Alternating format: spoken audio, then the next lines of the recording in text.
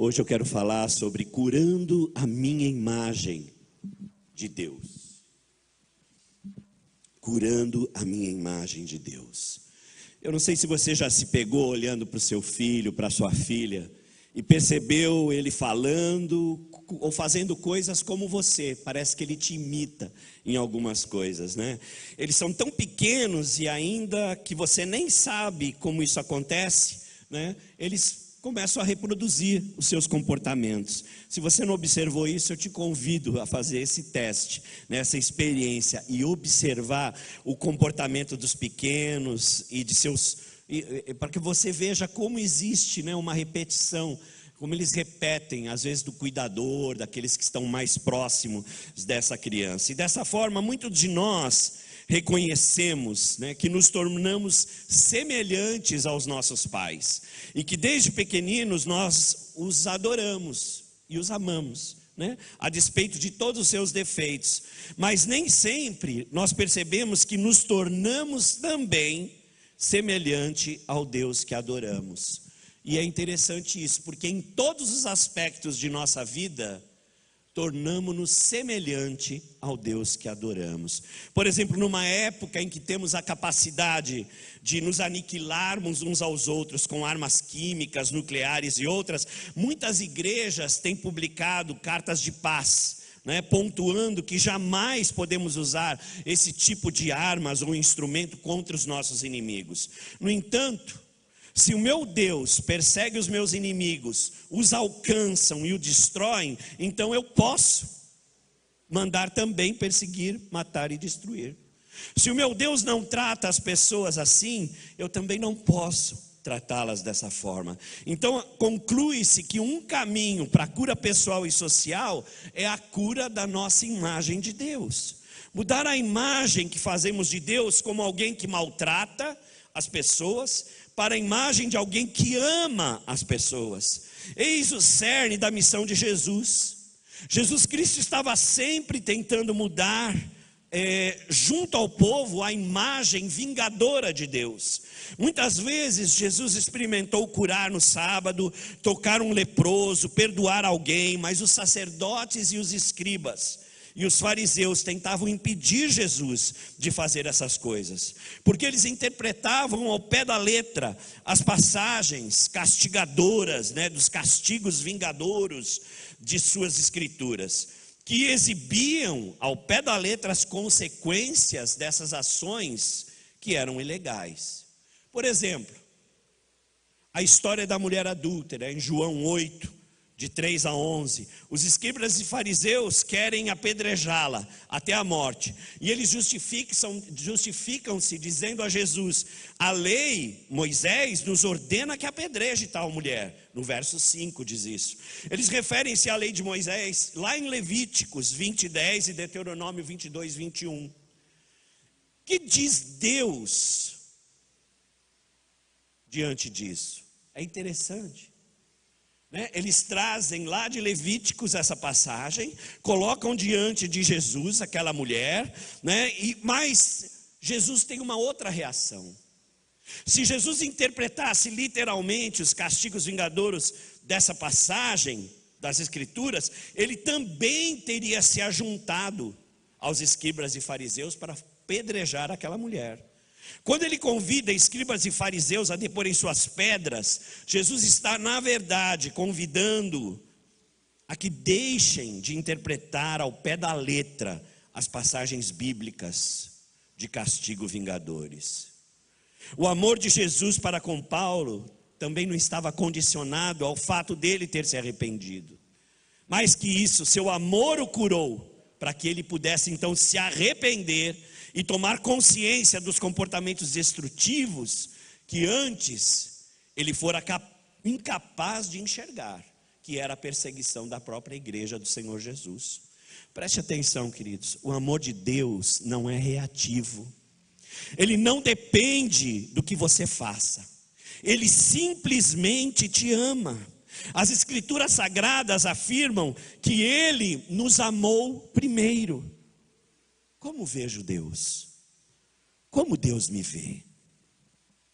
Eu quero dizer para você que a imagem que você tem de Deus irá exercer uma forte influência em toda a sua vida. A maneira como você vê Deus, o seu conceito dele, irá determinar, de fato, o seu conceito de si, do outro e do mundo. Olha que interessante. A maneira como você vê Deus, de fato, vai agir na sua vida e vai fazer com que você tenha o olhar para si mesmo, o olhar para o outro e o olhar para o mundo. O Salmo 115:8 nos alerta que seremos semelhante àquilo ou àquele que adoramos. Tornem-se como eles, aqueles que o fazem, e todos os que nele confiam. Na verdade, aquilo ou aquele que adoramos irá ser influenciador na modelagem de comportamentos, sentimentos, visão de mundo, forjando em nós semelhanças que se coadunam com o meu objeto da minha adoração. Vemos em algumas expressões religiosas pessoas que matam, torturam, destroem outros seres humanos porque acreditam que esta é a vontade de Deus. Acreditam que essa é a vontade daquele Deus que eles adoram, e sem qualquer sentimento de culpa ou de remorso pelo que estão fazendo, eliminam, extinguem a vida de outro ser humano. Certamente o ódio teológico é um dos mais nocivos, pois o matar em nome de Deus ausenta a pessoa da culpa, da vergonha e do arrependimento, e de todos os freios que a ética e a moral poderiam exercer sobre a pessoa. Como cristãos, nós olhamos essas expressões religiosas com horror, mas muitas vezes não percebemos que em outro tipo de escala também matamos, excluímos, diminuímos, rejeitamos e apagamos a imagem e semelhança de Deus em outras pessoas, que não se enquadram e nem se ajustam nesses padrões que nós entendemos como crentez. E como lá no mito de Procusto, um bandido que vivia lá na Serra de Eleusis, na Grécia, em sua casa ele tinha uma cama, e ele convidava as pessoas que passavam por aquela floresta a descansar em sua cama. E lá, quando as pessoas deitavam, quando as pessoas eram grandes demais, ele cortava os membros para que ela coubesse na cama. E quando elas eram muito pequenas, eles esticavam a pessoa para que ela também se encaixasse naquela cama. Só que esse bandido tinha 2 camas. Então ninguém nunca de fato cabia ali. Esse mito nos remete à nossa intolerância. Esse mito nos remete àquela intolerância que às vezes nós olhamos para aquele que não é como a gente e a gente já quer cortar, quer diminuir ou quer esticar para que ele caiba naquele lugar, para que ele caiba na nossa caixinha. Deus é maior que a sua caixa. Deus é maior que a minha caixa. Presta atenção nisso. Não raramente eu lido com cristãos que têm uma imagem muito distorcida de Deus. Cristãos que realmente creem, vivem a vida pela fé, têm uma adoração verdadeira, uma entrega diária a Deus, mas uma percepção muito distorcida de quem é Deus. E já há algum tempo eu tenho trabalhado e sendo trabalhado por essa questão. Tanto com os meus alunos, quanto com alguns clientes que trazem essa percepção equivocada para alguns atendimentos. Tenho durante esses últimos anos, então, me dedicado em curar a imagem de Deus naqueles que me procuram para uma relação de ajuda, tentando dissipar as ilusões e mitos de um Deus que não é real, e ajudar as pessoas a experienciar o amor de Cristo e o Pai, esse amor de Deus expresso em Cristo Jesus pelo Pai amado celestial. E isso, com certeza, é a essência do cristianismo.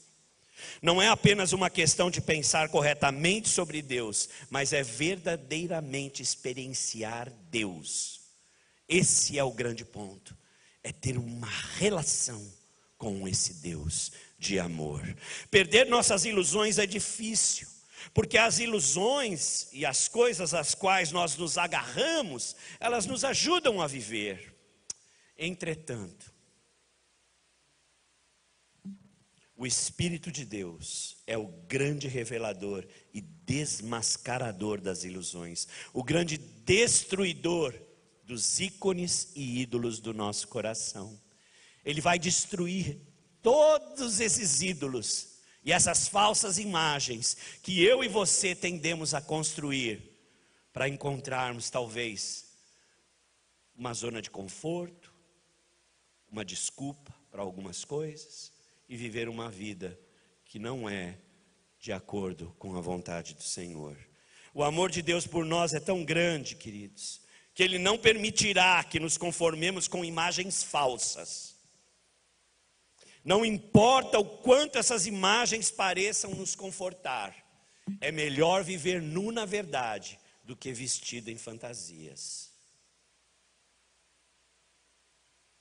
Deus quer destruir essa fé mágica que a gente insiste em manter, uma fé infantilizada, uma fé que às vezes é cheia de medo e de receios.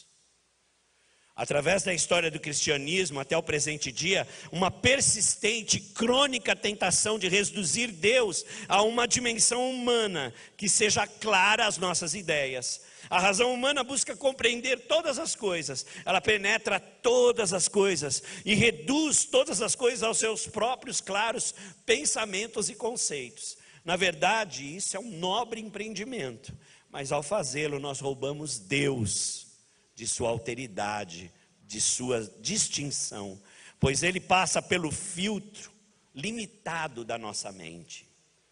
No século XIII, Tomás de Aquino nos alerta, afirmando que se você compreende Deus, então Ele não é Deus, pois um Deus que se compreende, de fato não é Deus, pois Ele é incompreensível. O segredo do mistério de quem é Deus é sempre maior. Não importa quão grande você acha que Ele é, Deus é sempre maior, porque Deus é Deus e sempre será Deus. Amados, Ele vai além de qualquer coisa que intelectualizamos ou imaginamos. Por isso Deus sempre será um escândalo para o ser humano, porque Ele não pode ser compreendido por uma mente racional, científica e finita.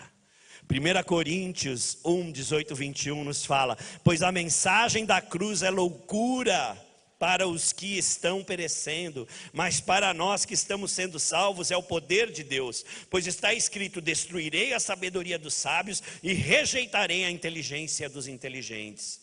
Onde está o sábio? Onde está o erudito? Onde está o questionador desta era? Acaso não tornou Deus loucura a sabedoria deste mundo? Visto que na sabedoria de Deus o mundo não o conheceu por meio da sabedoria humana, agradou a Deus então salvar aqueles que creem por meio da loucura da pregação. Esse é o nosso Deus. Com essas pequenas observações introdutórias, então, eu quero te convidar hoje a esticar sua mente, a alargar o seu coração e, se necessário, renunciar à segurança de uma fé não examinada e deixar-se levar meramente pelos conceitos de justiça, misericórdia, amor e gratidão encontradas na palavra de Deus, enraizadas no Evangelho de nosso Senhor Jesus Cristo. Qual é a mensagem de Jesus em relação a Deus? O que realmente Jesus pregou? O que Ele realmente ensinou? O que Ele realmente quis dizer? Os estudiosos da Bíblia dizem que se quisermos estar mais próximos e confiantes na percepção de quem é Deus, por meio da mensagem original de Jesus Cristo, nós temos que nos voltar às suas parábolas, que são histórias rápidas e decisivas, que claramente pontuam e ensinam as verdades do reino. Então, de maneira proposital, eu quero me referir a duas parábolas. A primeira que se encontra em Mateus, capítulo 20, dos versículos 1 a 16. Eu não vou ler por causa do nosso tempo, mas eu gostaria muito que na sua casa, após a pregação, durante essa semana, você lesse essa passagem.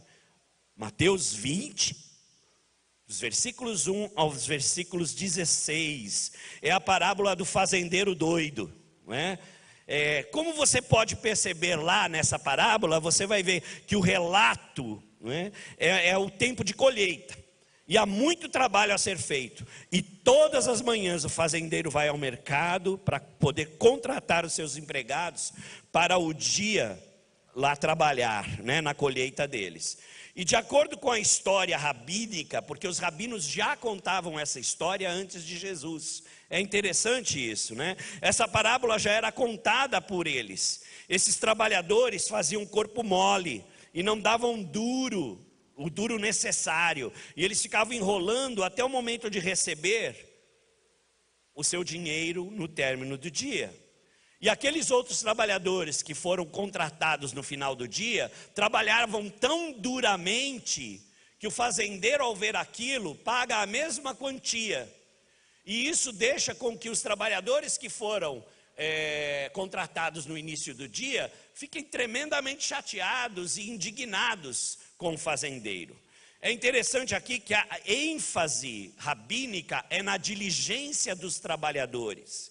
Mas, entretanto, Jesus dá uma outra ênfase à parábola. Ele não se concentra nos esforços dos trabalhadores, mas ele se concentra na generosidade do fazendeiro, que é uma expressão de Deus, que é uma tipificação de Deus. Foi um ato maluco, insano. Nenhum fazendeiro ou empresário no ano de 2020 poderia abrir-se para essa generosidade e sobreviver no mercado por muito tempo. Estou certo, Eliabe? Imagine só, olha que coisa insana, né? Você tem uma empresa com 100 pessoas, 50 pessoas trabalham 40 horas por semana, recebem aí um salário de 3 mil reais. Tem um outro grupo, outros 50, que trabalham 10 horas e ganham 3 mil reais também, com as mesmas competências, mesmas funções. Quer dizer, ou esse empresário está fora da casinha, né? Está maluco, ou ele está surtado, né? Porque, além de tudo, é injusto, né? Totalmente injusto. E essa é a palavra. Nós estamos aqui durante todo o dia, enfrentando esse calor, e esses trabalhadores chegaram depois e receberam o mesmo salário que nós. Isso é injusto. E o fazendeiro então responde: meus amigos, como vocês podem dizer que houve injustiça com vocês? Nós não combinamos o seu salário de 1 denário por dia? Tome o seu salário e vá. Eu não sou livre para fazer o que eu quero com o que é meu? Ou vocês têm inveja porque eu sou generoso? Eu digo a vocês, os últimos serão os primeiros, e os primeiros serão os últimos. E eles ficaram chocados e escandalizados com a generosidade de Deus. Quantas vezes não agimos assim? Nós estamos dentro, eles estão fora. Nós somos salvos, eles não são salvos. Nós temos a verdade, ele não tem a verdade. Deus afirma em Jesus seu perdão, misericórdia, aceitação incondicional, amor extravagante, um amor que muitos se recusam a reconhecer e a receber. É difícil para nós, que crescemos em um sistema de mérito e benefício, compreender de fato que Deus me ama pelo que sou, não pelo que eu faço, não pelo que eu tenho, mas pelo que sou. Compreender que seu amor não falha, não muda, não tem variação. Compreender que nada pode nos separar do amor de Deus em Cristo Jesus. E porque muitas vezes não conseguimos reconhecer as infinitas expectativas de Deus, das nossas limitadas expectativas, também não reconhecemos o amor daquele que se entregou por nós naquela cruz. Outra parábola que podemos então eleger para reconhecer o amor incondicional de Deus é narrada em Lucas 15. Anota aí, Lucas 15, dos versos 11 aos versos 32. Aí a parábola famosa do filho pródigo, que gasta a sua vida vagando, bebendo, gastando com mulheres, e retorna para casa, não esperando condenação, mas misericórdia e absolução. Enquanto seu pai o vê de longe e corre em sua direção, e o abraça e o beija, dá a ele uma capa, dá a ele sandálias, dá a ele um anel, e mata um bezerro e festeja por 14 dias. Dificilmente uma maneira certa de tratar um delinquente, não é verdade? Não é? Um filho que gasta tudo, volta para casa e é recebido desse jeito, ele certamente ou poderá fazer tudo de novo, né? Dentro da nossa pedagogia, uma pedagogia totalmente insana, né? Mas esse é Deus. Esse é o nosso Deus. Ele é loucura para nós. Ele abraça esse filho, ele recebe esse filho, diz o texto que ele beija, beija, beija, beija, beija, e não consegue parar de beijar esse filho, pois o amor dele é infinito. O filho mais velho não gostou nem um pouco da reação do pai. Ele viu o amor do pai e ficou indignado. Ele viu a compaixão indiscriminada de seu pai e isso deixou zangado. Entretanto, o pai, segundo a parábola, também sai em direção ao filho mais velho. Eu preguei sobre essa parábola no dia 24/5.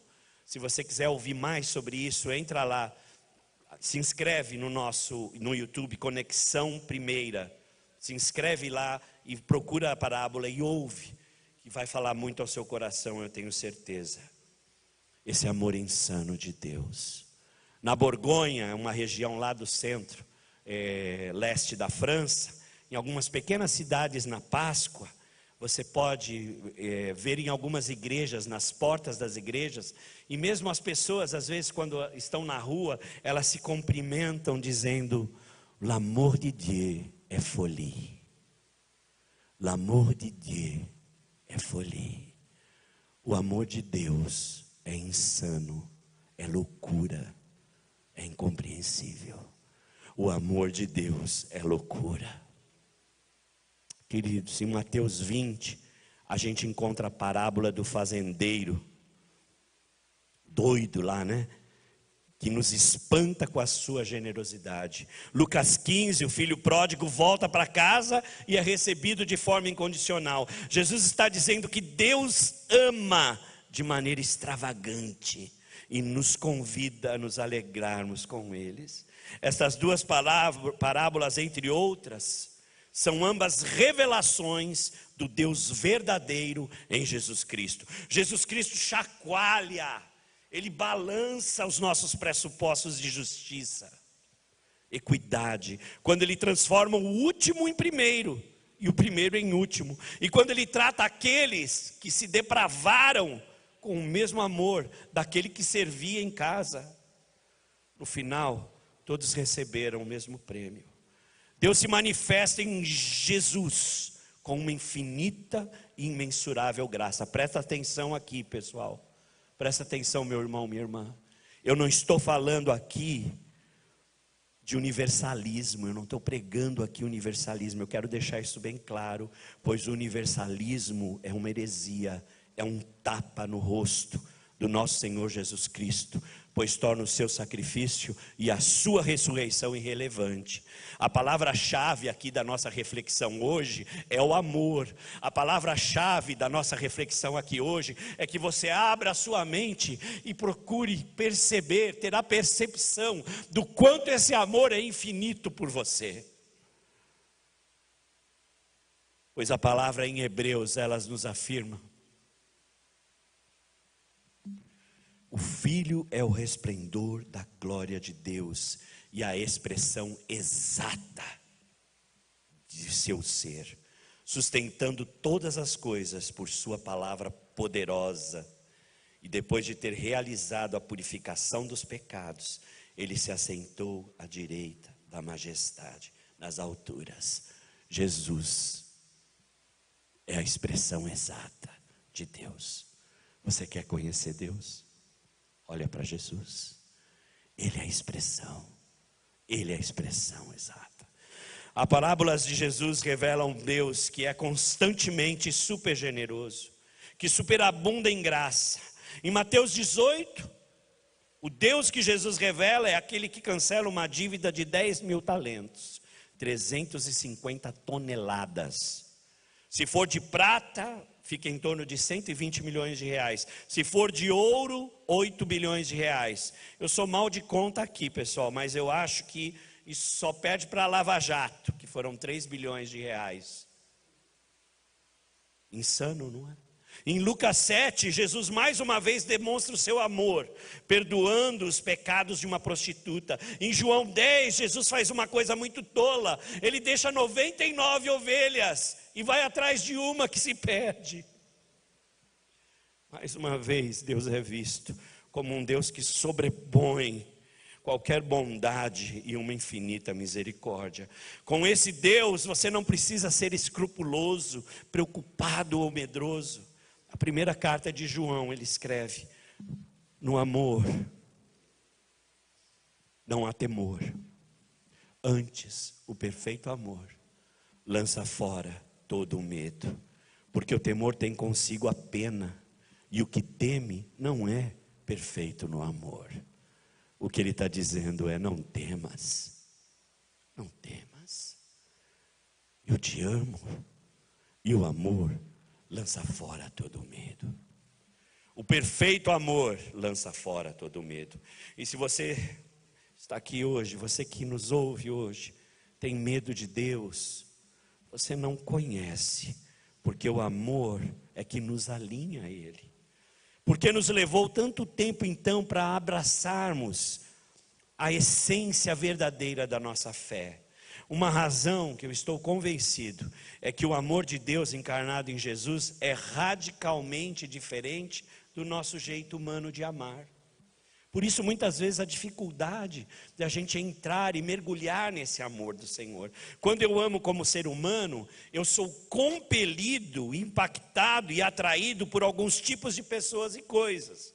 Por exemplo, eu amo o pôr do sol, eu amo olhar um ipê, uma árvore de ipê florida, eu amo ouvir música, eu amo ler, eu amo estar com a minha família, eu amo estar com amigos. Eu sou atraído por alguns tipos de pessoas que eu acho agradável e atraente. Então, no meu amor como ser humano, eu amo alguém pelo que eu encontro nessa pessoa. Mas diferente de nós, muito diferente.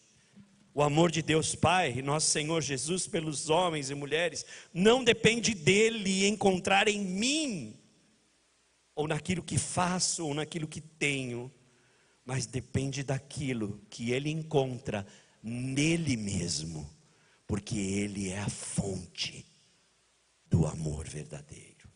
Não é porque os homens e as mulheres são bons que ele os ama, ou porque eles fazem alguma coisa boa e desta forma são amados. A razão desse amor é porque ele é tão indizível, inexprimível, inabalável, inalterável e natural, e naturalmente bom, que o Deus e Pai de nosso Senhor ama todos os homens e mulheres, e até pecadores, da mesma forma. Ele não responde de maneira alguma. Não é um amor que responde. Ele age, ele não reage. Presta atenção, é isso que eu quero dizer. Ele age, ele não reage ao seu amor. Ele inicia o amor. Ele ama sem motivo, porque o seu amor é criativo e originalmente bom, em vez de recompensador. É por isso que Santo Agostinho escreve: em amar-me, tu me tornaste amável. Que amaste me feciste mi amable. Em amar-me, tu me tornaste amável. Eu era desprezível. Eu vivia na perdição.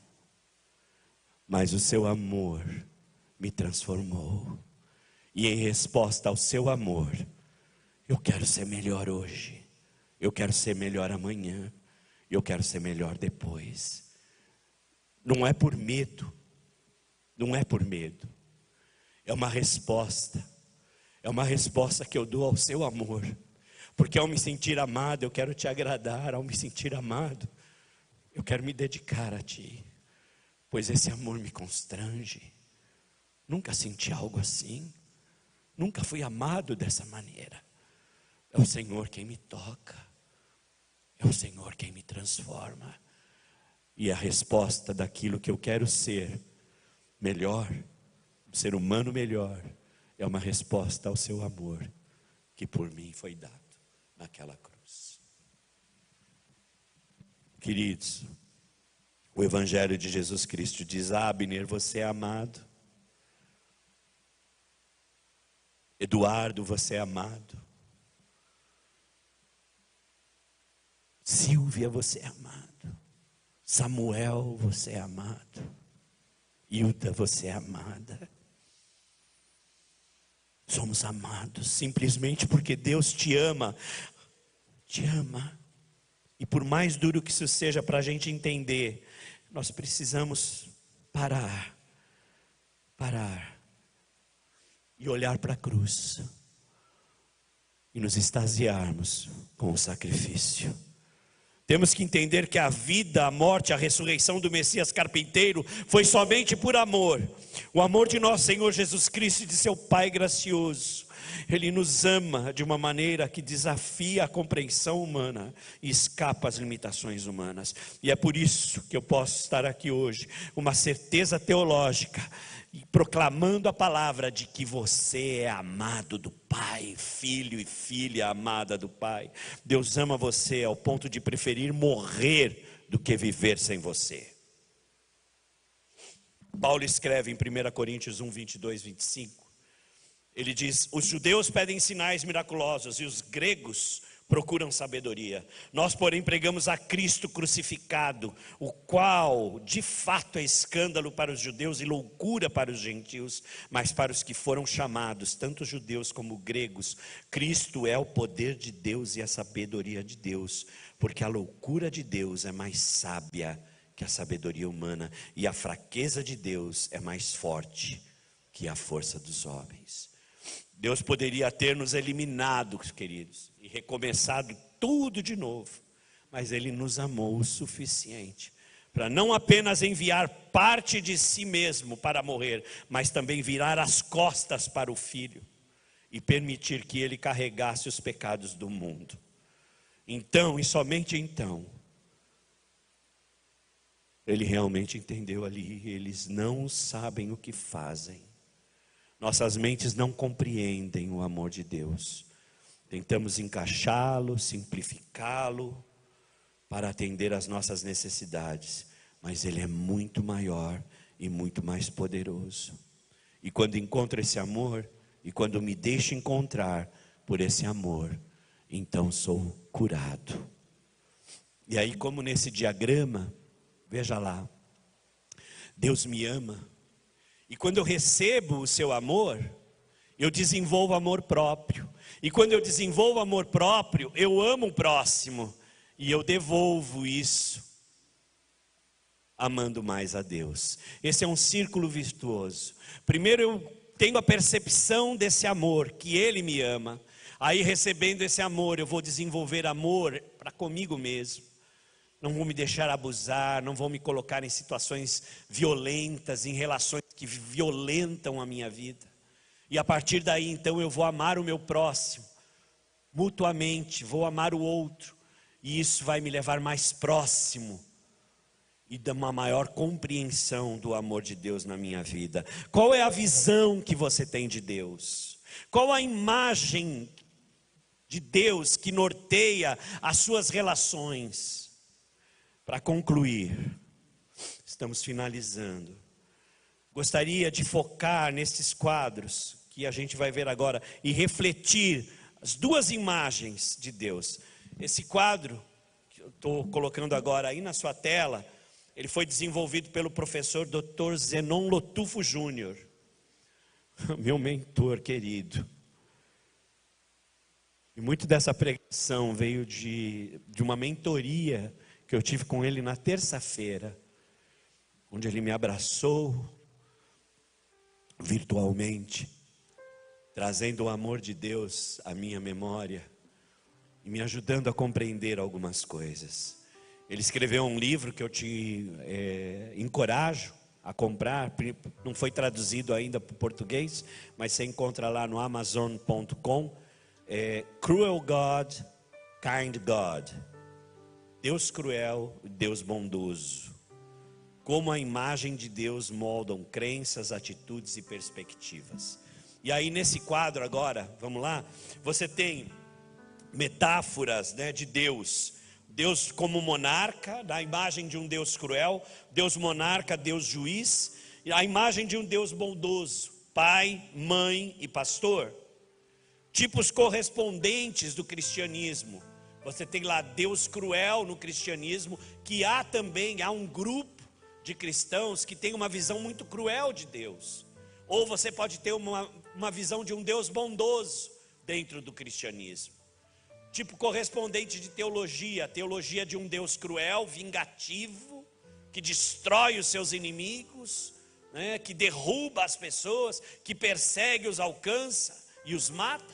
Ou a teologia de um Deus bondoso, de um Deus gracioso, pregado por nosso Senhor Jesus Cristo. A autoridade suprema, né, exterior, é a Bíblia interpretada por outros, né, dentro de um filtro, vamos dizer assim, de um Deus cruel. Ou interior, é a voz de Deus, do Espírito Santo, que soa na sua vida e vai revelando as verdades da palavra de Deus. A interpretação da Bíblia, ela pode ser literal, usada como desculpa para não ouvir o Espírito Santo. É aquilo que eles faziam, os fariseus e os escribas faziam, eles viviam pela letra, e a letra os matava. Ou a imagem de um Deus bondoso, onde as escrituras são subordinadas ao ensinamento de Jesus, e a voz do Espírito que clama dentro de nós: Abba, Abba, Abba, Pai querido, Pai querido. Principais características de Deus, dentro de uma imagem de Deus cruel, é o poder, é a valorização do poder e da força. E de um Deus bondoso é o amor e a compaixão. Propensão de Deus à ira, à vingança, ou a compaixão e o perdão. O objetivo da lei, segundo a imagem de um Deus cruel, é apoiar os próprios interesses de Deus. Mas de um Deus bondoso é apoiar os interesses dos seres humanos e torná-los melhor. A obediência de um Deus, quando você tem a imagem do Deus cruel, é motivada pelo medo infantilizado, pelo medo do inferno, pelo medo daquilo que Ele pode fazer comigo, pelo medo daquilo que Ele pode mandar sobre mim. Mas a imagem de um Deus bondoso, a obediência é motivada pela sabedoria e pelo amor como resposta ao próprio amor dele. A desobediência, dentro da imagem de um Deus cruel, causa culpa, ansiedade, sentimento de rejeição e condenação. Um Deus bondoso causa tristeza construtiva, arrependimento, a gente chama isso, e não afeta a confiança em ser aceito. A doutrina central de um Deus cruel é satisfação penal. De um Deus bondoso é graça, como um amor incondicional. As principais consequências psicológicas, quando você tem uma imagem de um Deus cruel, é sentimento de culpa disfuncional, medo, fuga ou esquiva, vergonha, ansiedade, empobrecimento da personalidade. Um Deus bondoso é aceitação de si e dos outros, autonomia moral e intelectual e compaixão. Queridos, qual a imagem de Deus que você cultiva? Qual a imagem que você quer nutrir? Venha, se aproxime daquele que te ama e se deixe tomar por esse amor que nunca te deixará, que jamais te abandonará. Há uma palavra em hebraico que expressa bem esse amor imensurável do nosso Deus. é a palavra rahamim, que tem a ver com a extrema compaixão que irradia de Deus. E a raiz dessa palavra é um substantivo chamado rehen, que do hebraico tem o sentido de ventre, de útero. Esse amor materno, entranhado de Deus, ele está expresso em Isaías 49:15. Ele diz: será que uma mãe pode esquecer do seu bebê que ainda mama e não ter compaixão do filho que gerou? Embora ela possa se esquecer, eu não me esquecerei de você. Veja, veja, veja, eu gravei o seu nome na palma da minha mão. Esse amor entranhado é energia visceral, não sendo filtrado pela mente, e nada tem a ver com decisão ou mérito. Ele provém de uma necessidade interior. A mãe, de verdade, ela não pode fazer nada contra isso. Ela simplesmente ama o seu filho. Ainda quando ele é mal educado, esse amor permeia a relação. Em outras palavras, preste atenção: tanto quanto Deus é mais pai que qualquer outro pai, assim também Deus é mais mãe que qualquer outra mãe. E Ele tem por você um amor visceral. Venha, vem para esse abraço. Ele quer consolar você, Ele quer fortalecer, restaurar, renovar você. A palavra diz: aquele que tem sede, venha. Venha beber dessa água. Venha estar comigo. Venha cear comigo.